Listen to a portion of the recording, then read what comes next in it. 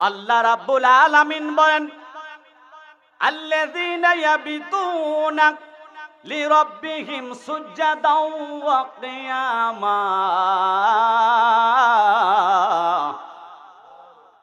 আল্লাহ রাব্বুল আলামিন পবিত্র কোরআনুল হাকিম সূরা ফুরকানের মধ্যে আমার আল্লাহ ডাক দিয়া বলেন, আল্লাযীনা ইয়াবিতুনা লিরাব্বিহিম, যারা তাদের রবের জন্য রাত্রি যাপন করে, সুজদাও ওয়া কিয়ামা, সেজদা অবস্থায়, কিয়াম অবস্থায় দাঁড়িয়ে দাঁড়িয়ে আল্লাহর ইবাদত করে।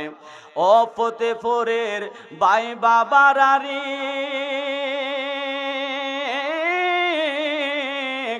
ও ফতেপুরের মা বোনেরা গো, একটু গভীর মনোযোগ দিয়ে শোনাও। আল্লাহ রাব্বুল আলামিন পবিত্র কালামে হাকিমের মধ্যে বলেন, যারা আল্লাহর জন্য রাত্রি যাপন করে, আল্লাহর জন্য দাঁড়িয়ে দাঁড়িয়ে নামাজ পড়ে, আল্লাহর জন্য রুকু করে সিজদা করে, ওই ব্যক্তিদেরকে আমার আল্লাহ ভালোবাসে। ও বন্ধু, কি করলে আল্লাহর ভালোবাসা পাওয়া যাবে? কি করলে জান্নাতে যাওয়া যাবে? আমরা জান্নাতে যাইতে চাই কি চাই না? আওয়াজ দিয়া পড়ো ফতেপুরের ভাই বাবারা, আমরা জান্নাত চাই কি চাই না? আল্লাহ রাব্বুল আলামিন বলেন, ওয়ালিমান খাফা মাকামা রাব্বিহি জান্নাতান, যারা আল্লাহকে ভয় করবে তাদের জন্য রব্বুল আলামিন দুইটা জান্নাতে রেখে দিয়েছে। ওই জান্নাতে যদি যেতে হয়, আল্লাহ বলেছেন, আল্লাযীনা ইয়াবিতুনা লিরাব্বিহিম সুজদাও ওয়া কিয়ামা, রাত্রি যাপন করতে হবে কি হবে না? মা ফাতেমা নবী নন্দিনী কেমন রাত্রি জাগ্রত হইতেন, রাত্রি কিভাবে আল্লাহর ইবাদত করত। শীতের রাত্র বড় রাত্র ঠিক কিনা? শীতের রজনীতে ইমাম হাসান ইমাম হুসাইনকে ঘুম পাড়াইয়া, যাদের সম্পর্কে আমার নবী বলেন, আল হাসানু ওয়াল হুসাইনু সাইয়্যিদা শাবাবি আহলিল জান্নাহ। চিৎকার দিয়া বলেন, ইয়া রাসূলুল্লাহ। ও চান্দিনার ভাই বাবারা, একটু গভীর মনোযোগ দাও। আমার নবী বলেছেন, আল হাসান ওয়াল হুসাইন সাইয়্যিদা শাবাবি আহলিল জান্নাহ। ইমাম হাসান এবং হুসাইন হলো জান্নাতের যুবকদের সরদার। আর মা ফাতেমা সম্পর্কে আমার নবী বলেন, আল ফাতেমা তো সাইয়্যিদাতুন নিসাই আহলিল জান্নাহ। মা ফাতেমা জান্নাতের যত রমণী হবে সমস্ত রমণীদের সরদারি। চিৎকার দিয়া বলা যাবে কি আল্লাহু আকবার? ও কুমিল্লা চান্দিনা ফতেপুর কাদুটি চাঁদসারের ভাই বাবার, একটু গভীর মনোযোগ দাও। আমার নবী বলেন, হযরত আলী রাদিয়াল্লাহু তাআলা আনহু সম্পর্কে আমার নবী বলেন, আনা মাদিনাতুল ইলমি ওয়া আলিয়ুন বাবুহা, আমি হলাম ইলমের শহর, ওই শহরের প্রধান দরজা হলো আলী। আল্লাহু আকবার। মা ফাতিমাতুজ জাহরা রাদিয়াল্লাহু তাআলা আনহা ইমাম হাসান ইমাম হুসাইন কে রাত্রিবেলা ঘুম পড়ানোর পরে মা ফাতেমা আল্লাহ রাব্বুল আলামিনের ইবাদতের জন্য আল্লাহর কুদরতি কদমে সিজদায় পড়ে যায়। মা ফাতেমা সিজদায়, মা ফাতেমা সিজদায় পড়ে যাচ্ছে। মা ফাতেমা নামাজে দাঁড়াইয়া যায়, রুকু করে সিজদা করে, রুকু সিজদা করতে করতে যখন রাত্র শেষে হইয়া যায়, আল্লাহকে ডাক দিয়া বলেন, আল্লাহ গো,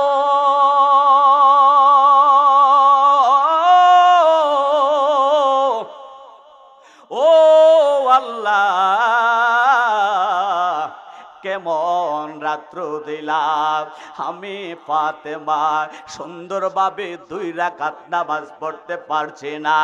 ও আমার রব, ও আমার রহমান,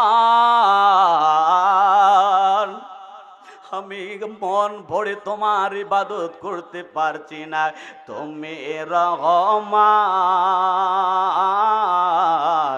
তুমি মেহেরবান, তুমি রহমান,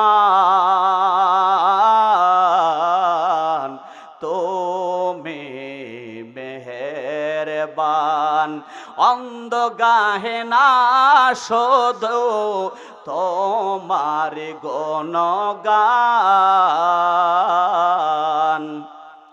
তুমি রহমান,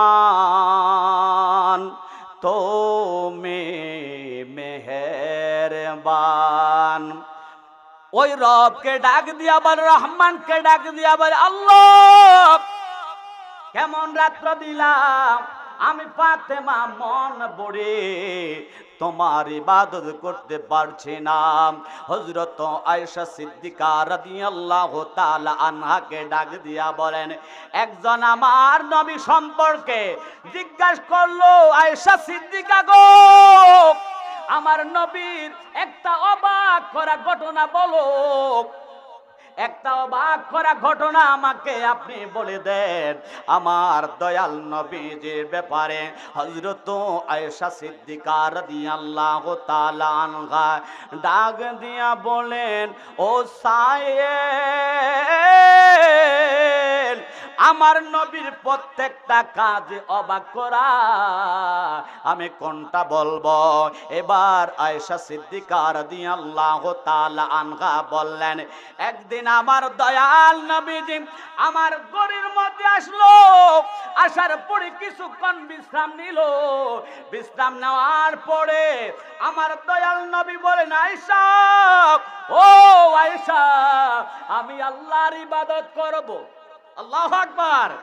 কেননা আল্লাহ বলেছেন, আল্লাযীনা ইয়াবিতুনা লিরাব্বিহিম সুজদান ওয়া কিয়ামা, রাত্রি যাপন করার কথা বলেছেন। আমার নবী ডাক দিয়া বলে, আয়েশা আমি আমার আল্লাহর ইবাদত করব। আমার দয়াল নবী যে ইবাদতের মধ্যে মগ্ন হয়ে গেল, আমার নবী নামাজের মধ্যে দাঁড়াইয়া গেল, আমার নবী নামাজে দাঁড়াইয়া কান্দে, নবী দাঁড়ায়া কান্দে। ও ফতেপুরের ভাই বাবারা, নবী থেকে শিক্ষা গ্রহণ করতে হবে, ঠিক কিনা? আমার দয়াল নবী নামাজি দাঁড়াইয়া কাঁদে, রুকুতে গেল, রুকুতে যাইয়া চোখের পানি দিয়া বুকটা বাসাইয়া ফেললো। আমার দয়াল নবীজি সেজদায় গেল, সেজদায় যাইয়া নবী সেজদার জায়গাটাকে বিছাইয়া ফেললো। নামাজ শেষ হইয়া গেল, আমার দয়াল নবী নামাজ পড়তেছে। হযরত বেলাল আযান দেয়, আল্লাহু আকবার, আল্লাহু আকবার, আল্লাহু আকবার,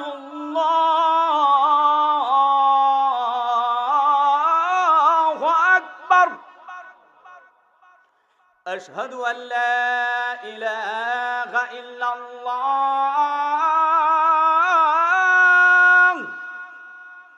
আশহাদু আল্লা ইলাহা ইল্লাল্লাহ,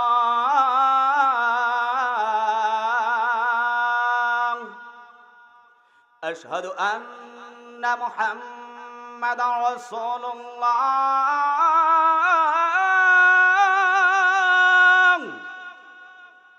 আশহাদু আন্না মুহাম্মাদার রাসূলুল্লাহ,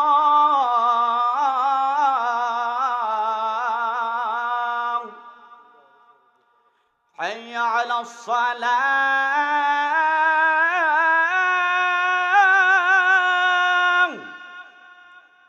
হাইয়া হাইয়া আলাস সালাহ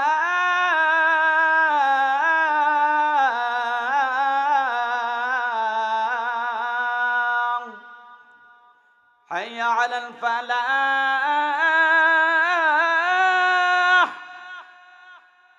হাইয়া আলাল ফালাহ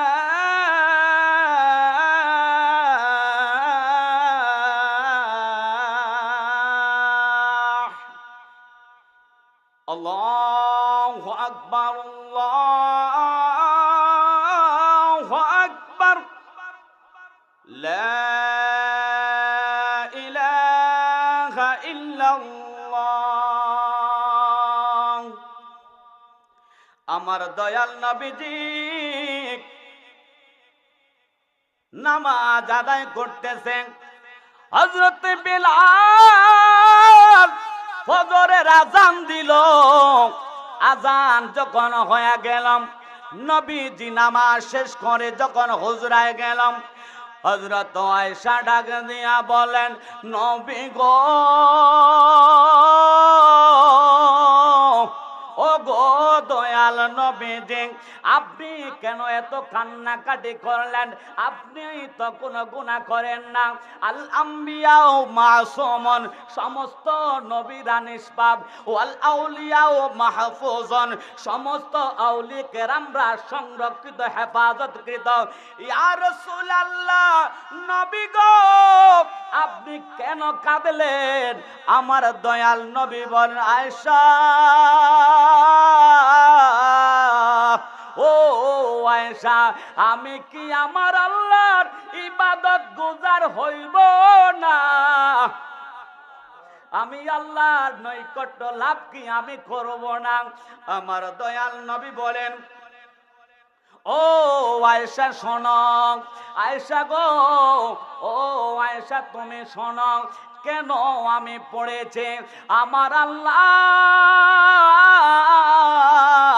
কোরআনে কারিমের মধ্যে বলেছেন, হাফিজু আলাস সালাওয়াতি ওয়াস সালাতিল উস্তা ওয়া কুমু লিল্লাহি কানিতিন। আমার দয়াল নবীজি বললেন, আয়েশা গো, আজ আমার কাছে একটা কোরআনের আয়াত এসেছে, ইন্না ফি খালকিস সামাওয়াতি ওয়াল আরদ, আল্লাহ রাব্বুল আলামিন সমস্ত আসমানের স্রষ্টা, জমিনের স্রষ্টা, কুল কায়নাতের স্রষ্টা আমার আল্লাহ। ওই আল্লাহর আমি ওই আল্লাহর নৈকট্য কি হাসিল করব না?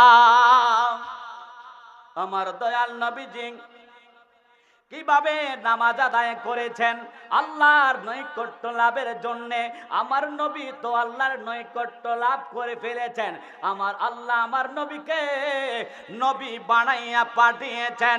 আমার নবীকে আমার আল্লাহ হাবিবুল্লাহ করেছেন। আমার নবীকে আল্লাহ মেরাজে নিয়েছেন। আমার নবীকে আল্লাহ রাব্বুল আলামিন সমস্ত কিছু দান করেছেন।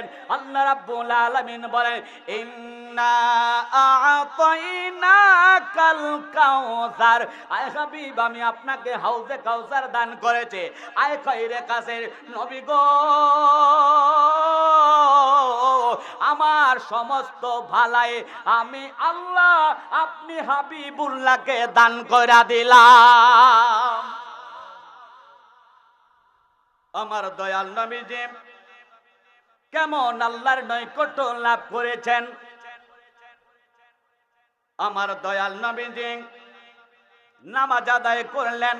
হযরত আলী রাদিয়াল্লাহু তাআলা আনহু আমার নবীকে কত ভালোবাসেন, কেমন আল্লাহর প্রেমিক ছিলেন হযরত আলী রাদিয়াল্লাহু তাআলা আনহু।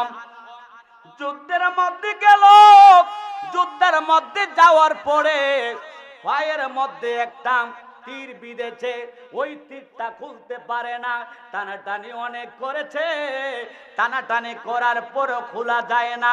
একজন লোক এসে বলেন, হে নবীর সাহাবী,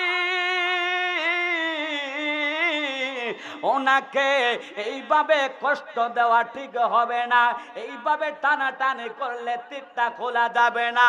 হযরত আলী যখন নামাজে দাঁড়াইব, যখন নামাজের মধ্যে দাঁড়াইব, নামাজে দাঁড়াইলে হযরত আলীর তীরটা তোমরা অনায়াসে খুলে ফেলতে পারবে। হযরত আলী রাদিয়াল্লাহু তাআলা আনহু যখন নামাজের মধ্যে দাঁড়াইলাম, নামাজে দাঁড়ানোর পরে সাহাবায়ে কেরামেরা বলতেছে এখন তো মহা সুযোগ হযরত আলীর তীরটা খোলার জন্য। এবার যখন তীরটা খুলতে গেল, টান দিয়েছে, তীরটা খুলে গেল। হযরত আলী রাদিয়াল্লাহু তাআলা আনহু নামাজ যখন শেষ হইল, তিনি দেখতেছে নামাজের জায়গার মধ্যে রক্ত দেখা যায়।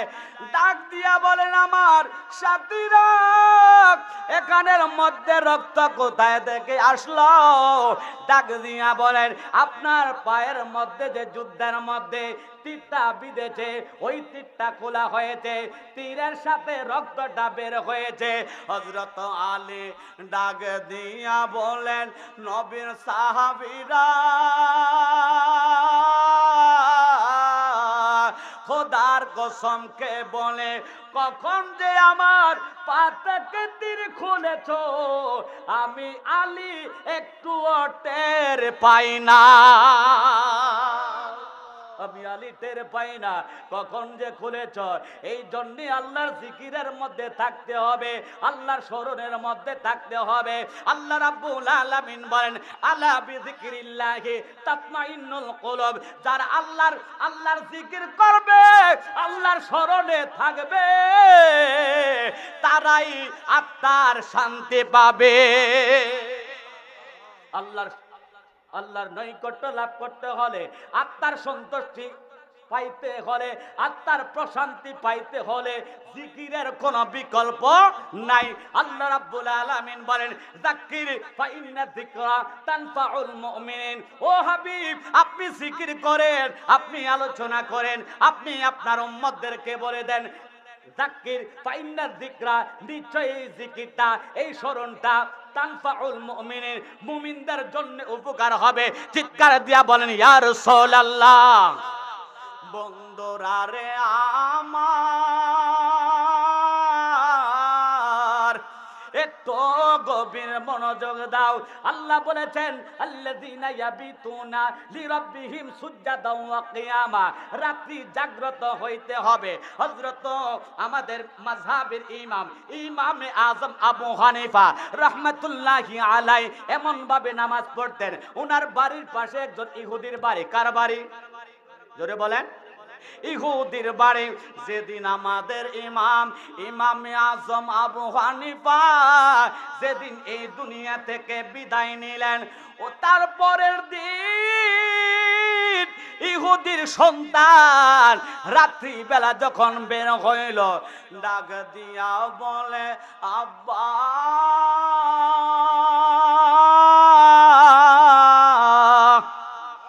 ও আব্বা, আমাদের বাড়ির পাশে একজন মুসলমানের বাড়ি। আব্বা গো, প্রত্যেক রাত্রে আমি দেখতাম একটা গাছ দাঁড়িয়ে আছে। আব্বা, আজ ওই গাছটা দেখা যায় না,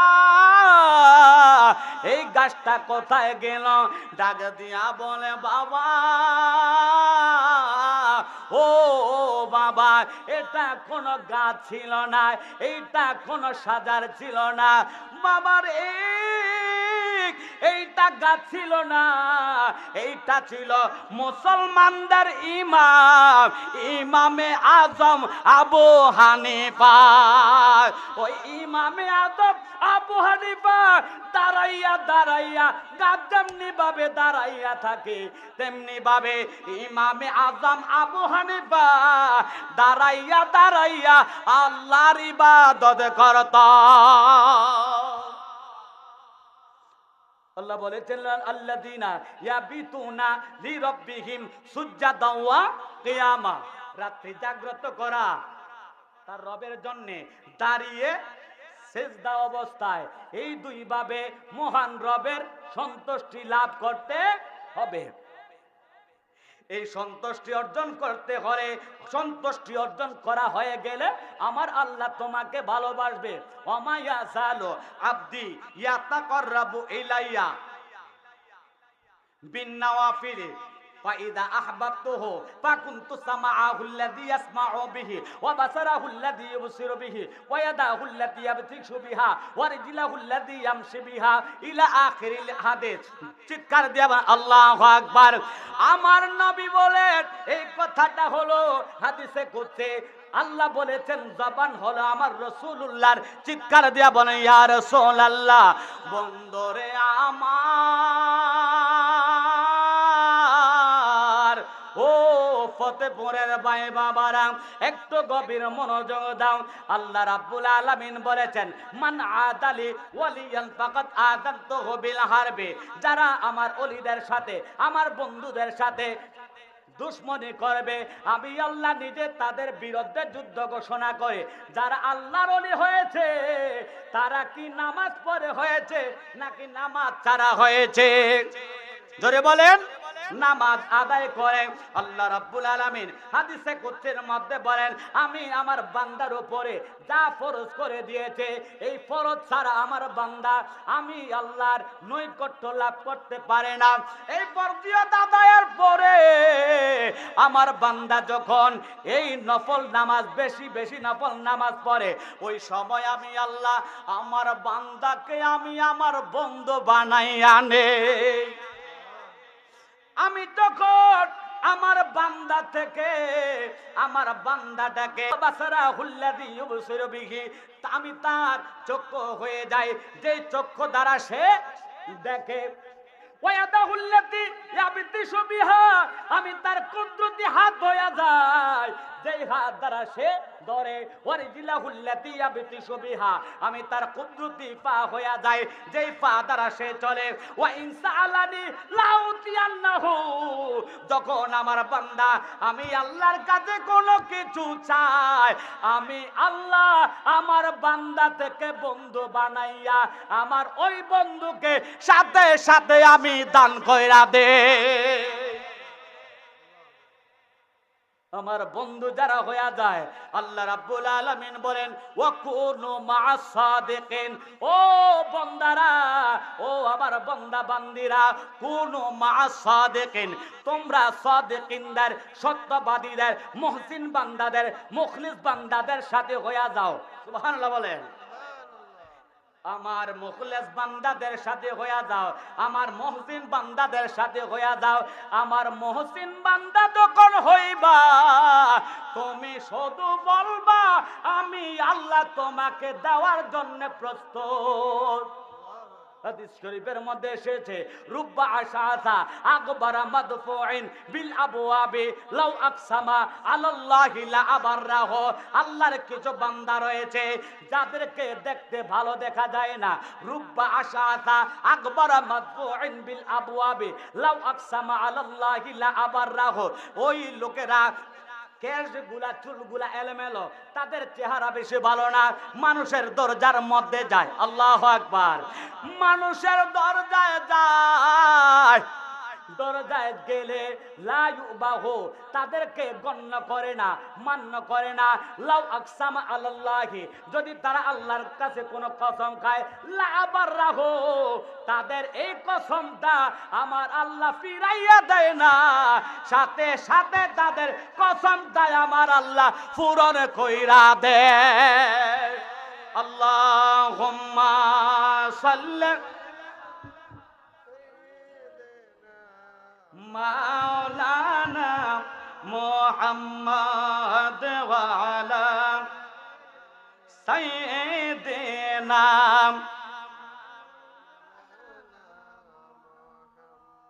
এই মাসটা হলো রবিউল সানি মাস। কি মাস? রবিউল সানি মাস। এই মাসের 11 তারিখে আমার বড় পীর আব্দুল কাদের জিলানী রাদিয়াল্লাহু তাআলা আনহু এই দুনিয়া থেকে ওফাত করেছেন। এই দুনিয়া থেকে ওফাত করেছেন, আলমে বরজগে গিয়েছেন। ওনার রওজা শরীফে, ওনার মাজার শরীফ। এবার বলে হুজুর রওজাও বললেন মাজারও বললেন, কারণ কি? হাদিস শরীফের মধ্যে এসেছে আল কবরু রওজাতুম মিন রিয়াজিল জান্নাহ ওয়া হুফরাতুম মিন হুফারিন নার। আর আমি মাজার কেন বললাম? নবীজি বলেছেন যেই জায়গাটার মধ্যে জিয়ারত করবে ওই জায়গাটা হলো মাজার। মাজার মানে জিয়ারতের স্থান। যেই জায়গার মধ্যে বেশি বেশি জিয়ারত করা হয় ওই কবর থাকে না, ওই কবরটা মাজার হইয়া যায়। আমার নবীজি বলেন মা বাইনা বাইতি ওর মা বাইনা বাইতি রওজাতুম মিন রিয়াজিল জান্নাহ। আমি এবং আমার হুজরা শরীফের এই মধ্যখানের জায়গাটা হলো রিয়াজুল জান্নাহ, জান্নাতের একটা বাগান। সুবহানাল্লাহ বলেন। গাউসে পাক আব্দুল কাদের জিলানী তিনি খানায় কাবার দেয়ালের সাথে ধরে তিনি আল্লাহর কাছে ফরিয়াদ করে রাতের শেষ ভাগের মধ্যে হযরত সাদি বলেন আমি দেখতেছি আফসা আফসা অন্ধকার, একটু ছায়া ছায়া দেখা যায়। আমি দেখতেছি একটা লোক দাঁড়াইয়া দাঁড়াইয়া আল্লাহর কাছে ফরিয়াদ করে, আল্লাহ গো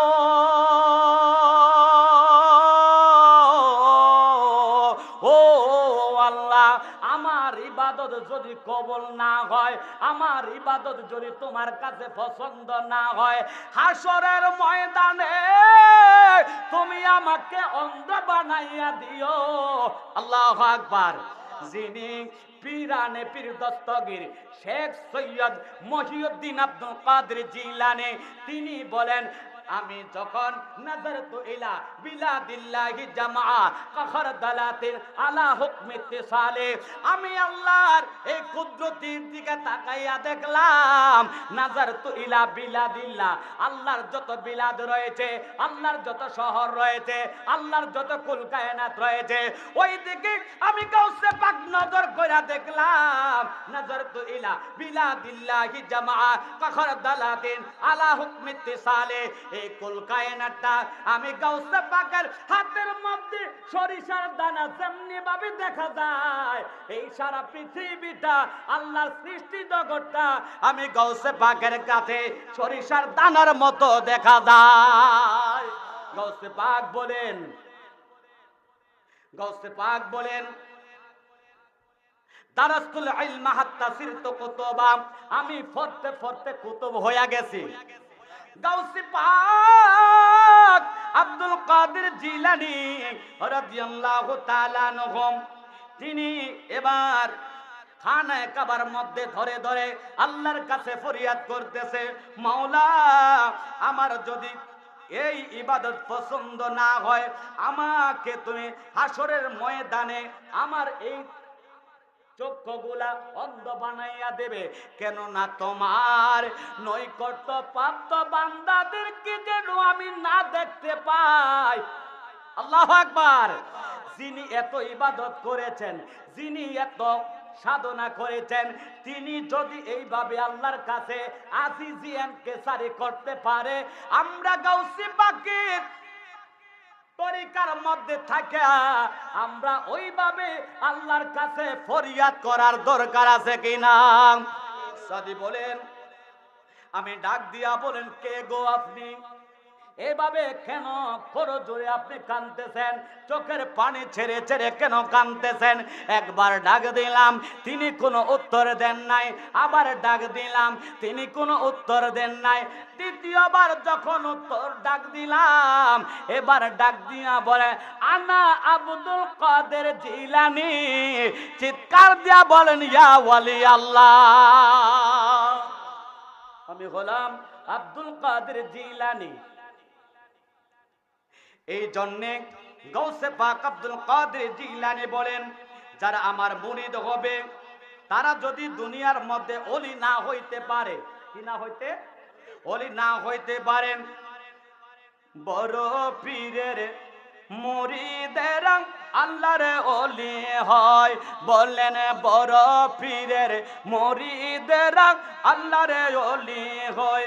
হায় হায় ঠিক মতো করিলে আমল নবীর দিদার পায় হায় হায় ঠিক মতো করিলে আমল নবীর দিদার পায় বড় পীরের মুরিদেরা আল্লাহর ওলি হয় বলেন বড় পীরের মুরিদেরা আল্লাহর ওলি হয় গাউসে পাক কই মুরিদ আমার মুরিদ ভয় নাই তোমার আমার মুরিদ জাহান্নামে দিবে না খোদায় হায় হায় আমার মুরিদ জাহান্নামে দিবে না খোদায় বড় পীরের মুরিদেরা আল্লাহর ওলি হয় বলেন বড় পীরের মুরিদেরা আল্লাহর ওলি হয় আমরা আল্লাহর ওলি হইতে চাই কি চাই না জোরে বলেন চাই কি চাই না কেননা গৌসে পাকের আমরা তরিকার মধ্যে রয়েছে কাদরিয়া তরিকার মধ্যে রয়েছে আমরা আল্লাহর ইবাদত করতে হবে রাত্র জাগ্রত হতে হবে গৌসে পাক খানায় কাবার মধ্যে রাত্রে জেগে জেগে আল্লাযীনা ইয়াবিতুনা লিরাব্বিহিম সুজদান ওয়া কিয়ামা রাতে দাঁড়াইয়া দাঁড়াইয়া আল্লাহর কাছে ফরিয়াদ করেছে আমার আল্লাহ গৌসে পাককে কবুল করেছে গৌসে পাকের 11টা নাম রয়েছে কয়টা নাম জোরে বলেন কয়টা নাম 11টা নাম এক নাম্বার হলো সৈয়দ মহিউদ্দিন আমরুল্লাহ 2 নম্বরে শেখ মহিউদ্দিন ফজলুল্লাহ 3 আউলিয়া মহিউদ্দিন আমানুল্লাহ 4 মিসকিন মহিউদ্দিন নুরুল্লাহ 5 গাউস মহিউদ্দিন কুতুবুল্লাহ 6 সুলতান মহিউদ্দিন সাইফুল্লাহ 7 খাজা মঈনুদ্দিন ফরমানুল্লাহ 8 মখদুম মহিউদ্দিন বুরহানুল্লাহ 9 দরবেশ মহিউদ্দিন আয়াতুল্লাহ 10 বাদশাহ মহিউদ্দিন গাউসুল্লাহ মুশাহিদুল্লাহ চিৎকার দিয়ে আল্লাহু আকবার কেউ যদি কোনো বিপদে পড়ে কি পড়ে বিপদে পড়ে এই গাউসে পাকের 11 নাম যদি পড়ে অনেক বিপদ থেকে এই গাউসে পাকের নামের খাতিরে মুক্তি পেয়ে যাবে আমরা জান্নাতে চাই জান্নাত চাই কিনা জোরে বলেন জান্নাত চাই কিনা সবাই তো জান্নাত চায় ঠিক কিনা বলেন জান্নাতে যেতে হলে আমরা আল্লাহর ইবাদত করার দরকার আছে কিনা আর জোরে বলেন আল্লাহর ইবাদত ছাড়া জান্নাতে যাওয়া যাবে না এবার আমার দয়াল নবী বলেন হে সাহাবীরা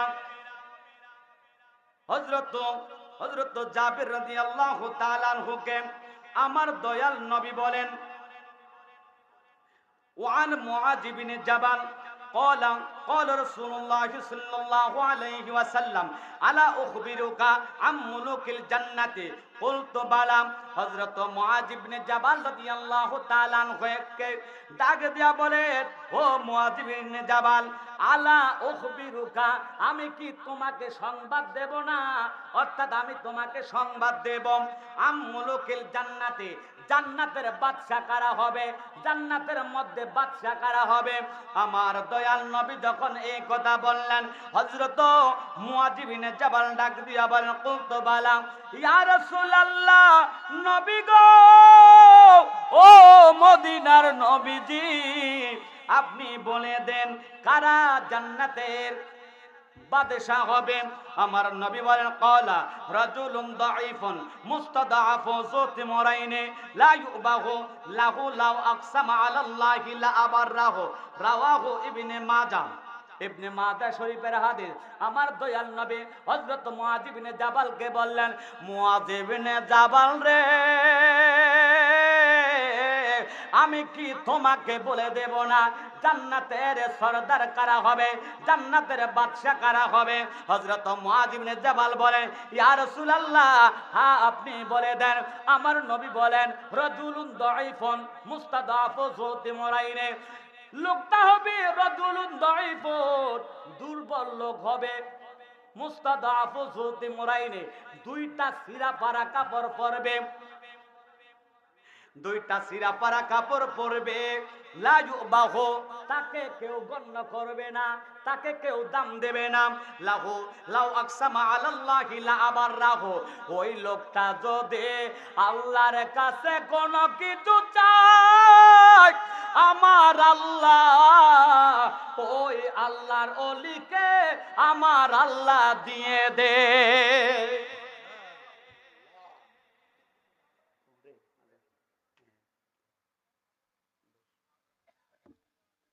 হযরত বিশর হাফি আল্লাহর একজন ওলি ছিলেন, নাম কি? বিশর হাফি।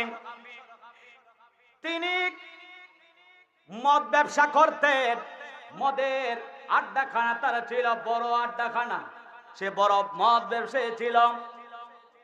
হযরত বিশর হাফি তিনি একদিন রাস্তা দিয়ে যাচ্ছে, সামনে যায়া দেখে একটা কাগজের টুকরার মধ্যে আরবি লেখা দেখা যায়। কি দেখা যায়? আরবি লেখা দেখা যায়। লোকটা বিশর হাফি এবার আরবি লেখাটা উঠাইলেন, উঠাইয়া দেখতেছে ওই কাগজের মধ্যে লেখা যায় বিসমিল্লাহির রহমানির রহিম।